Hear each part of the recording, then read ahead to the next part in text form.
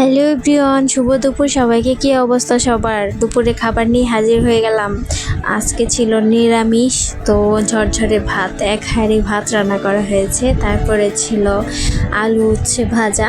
আমার এই আলু উচ্ছে ভাজাটা অনেক ভালো লাগে, আর কার কার পছন্দ সবাই একটু কমেন্ট করে বলবেন। আলু উচ্ছে ভাজা খাওয়া ভালো, স্বাস্থ্যের জন্য ভালো।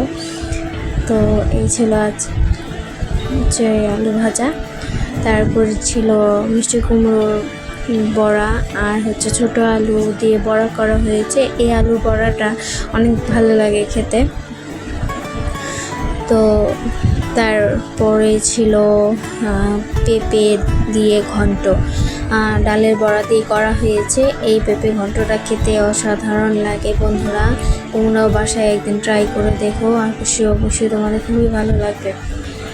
তারপর মোস্ট আইটেমটা হচ্ছে আলুর তরতরা, একদম ঝাল ঝাল করে কালো জিরে সম্বার দিয়ে রান্না করা হয়েছে।